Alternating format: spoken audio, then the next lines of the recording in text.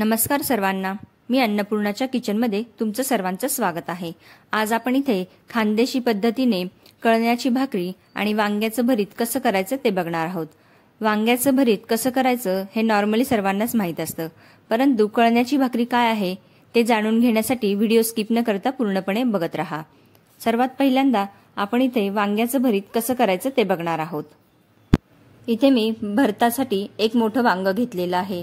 त्याला बाहेरच्या बाजूने तेलाचा हात लावून डायरेक्ट गॅसवरच भाजून घेणार आहोत। वांग गोल गोल फिरवत सगळ्या बाजूने सारखं भाजून घ्यायचं आहे।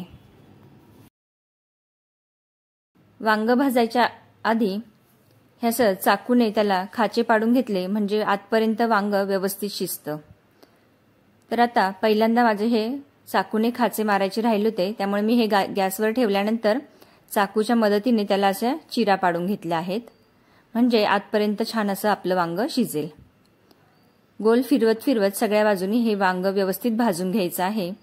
देठाच्या बाजूला बराच वेळा कच्चं राहतं, त्यामुळे देठाच्या बाजूलाही हे वांग छान भाजून घ्यायचं आहे। आता वांग छान भाजलं गेल्यानंतर आपण हे एका ताटामध्ये काढून घेऊयात। वांग पूर्णपणे थंड झाल्यानंतर त्याच्यावरची साल आपल्याला काढून घ्यायची आहे। साल काढण्या अगोदर हे वांग चाकूच्या मदतीने कट करून बघायचं आहे। आतमध्ये आळ्या असण्याचीही शक्यता असते। कधी कधी बाहेरून वांग जरी चांगलं दिसत असलं तरी आतमध्ये एखादी आळी निघू शकते, त्यामुळे सर्वात पहिल्यांदा आपण हे असं कट करून आतमध्ये चेक करून घ्यायचं आहे। वांग खूप छान आहे, बियाही अगदी ह्या वांग्यामध्ये कमी आहेत। तर हे अशा प्रकारे सर्व वरची साल काढून घ्यायची आहे। वरची साल काढल्यानंतर हे आपल्याला चमच्याच्या मदतीने मॅश करून घ्यायचं आहे। आता वांग आपलं छान मॅश झालं की गॅसवर एक कढई ठेवून त्याच्यामध्ये तेल घालायचं आहे। तेल घातल्यानंतर मोहरी आणि जिऱ्याची फोडणी घालायची आहे।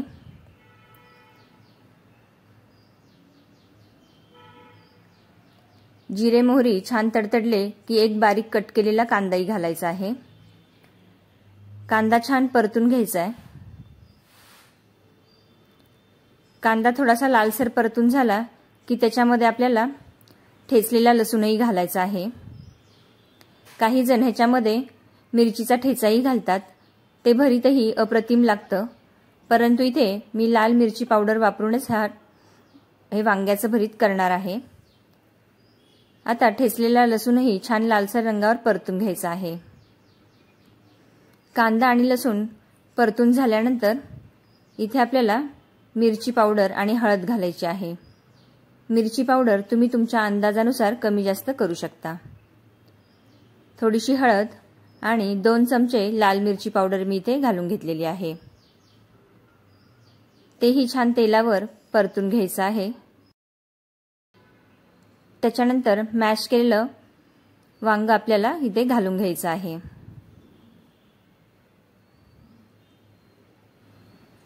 नंतर हे मॅश केलेलं वांग आपल्याला छान परतवून घ्यायचं आहे। वांग आपलं हे शिजलेलंच आहे, त्यामुळे जास्त ह्याला शिजवण्याची गरज नाही। त्याच्यानंतर चवीनुसार मीठही घालून घ्यायचं आहे। मीठ घातल्यानंतर पुन्हा एक वेळा व्यवस्थित मिक्स करून घ्यायचं आहे।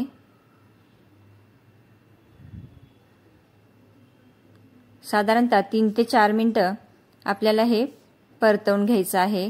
त्याच्यानंतर वरून कोथिंबीर घालायची आहे। जर तुमच्याकडे कांद्याची पात असेल तर कांद्याची पातही घालू शकता। जर कांद्याची पात नसेल तर भरपूर अशी कोथिंबीर घालायची, म्हणजे वांग्याचं भरीत हे खूपच छान लागतं।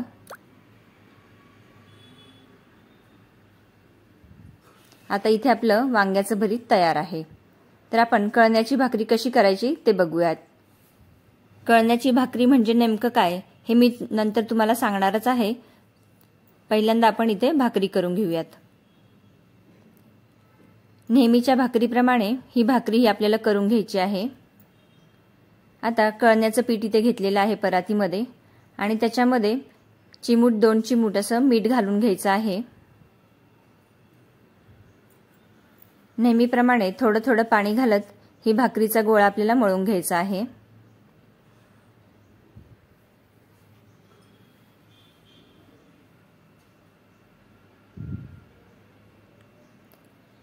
वांग्याचं भरीत हे बाजरीच्या भाकरीबरोबर तसंच ह्या कळण्याच्या भाकरीबरोबरही अप्रतिम असं लागतं।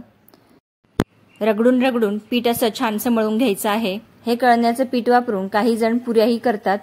खानदेशमध्ये वांग्याचं भरीत आणि कळण्याच्या पुऱ्या देखील खाल्ल्या जातात, त्याही खूप छान लागतात। परंतु आज मी इथे भाकरीच तुम्हाला करून दाखवणार आहे। साधारणतः थंडीच्या दिवसांमध्ये खानदेशात हे पीठ तयार करून ठेवलं जातं। थंडीच्या दिवसांमध्ये उडदाची डाळ खाणं हे पौष्टिकपणाचं समजलं जातं। इथे आता आपण छानशी भाकरी थापून घेऊयात। तुम्ही तुमच्या आवडीप्रमाणे भाकरी लहान किंवा मोठी करू शकता।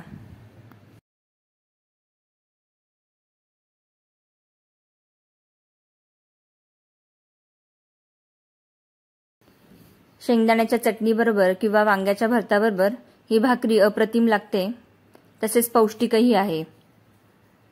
कळण्याचं पीठ करताना 1 किलो ज्वारीसाठी पावशर काळे उडीद घालायचे आहेत आणि त्याच्यामध्ये मुठभर धने आणि मुठभर मेथी दाणेही घालायचे आहेत, म्हणजे त्याच्यातील पौष्टिकपणा आणखीनच वाढतो आणि चवही अप्रतिम लागते।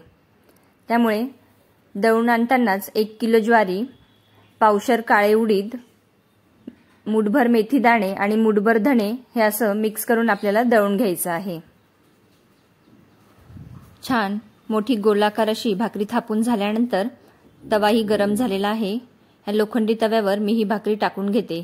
जी आपली पिठाची बाजू असते खालची, ती तव्यावर टाकताना वरच्या बाजूला येऊ द्यायची आहे। त्याच्यानंतर वरून असं पाणीही लावून घ्यायचं आहे आणि ते पाणी सुकण्याच्या आधीच आपल्याला भाकरी उलटी करून घ्यायची आहे।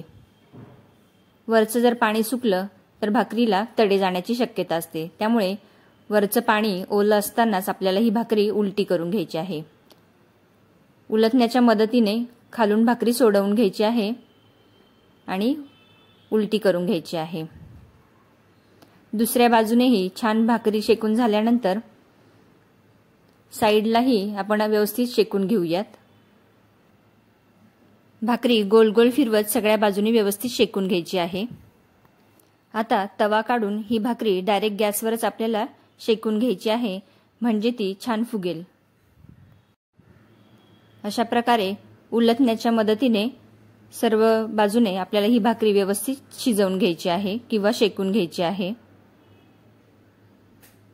अशा पद्धतीने आपली ही भाकरी गरमागरम इथे तयार आहे। चला तर मग भरीत आणि भाकरीचा आस्वाद मी घेतेच, तर तुम्ही ही भाकरी करून बघा आणि आवडल्यास लाईक, शेअर आणि कमेंट करायला विसरू नका। गरमागरम भाकरी, छानसं भरीत आणि इथे तळणी मिरचीही केलेली आहे। तुम्ही ह्याच्याबरोबर तोंडी लावण्यासाठी ठेचाही घेऊ शकता, परंतु आज इथे माझ्याकडे तळणी मिरची आहे, तर ही तळणी मिरची मी तळून घेतलेली आहे। चला तर मग अशाच नवनवीन आणि चमचमीत रेसिपींसाठी मी अन्नपूर्णाला सबस्क्राईब केलं नसेल तर प्लीज सबस्क्राईबही करा। धन्यवाद।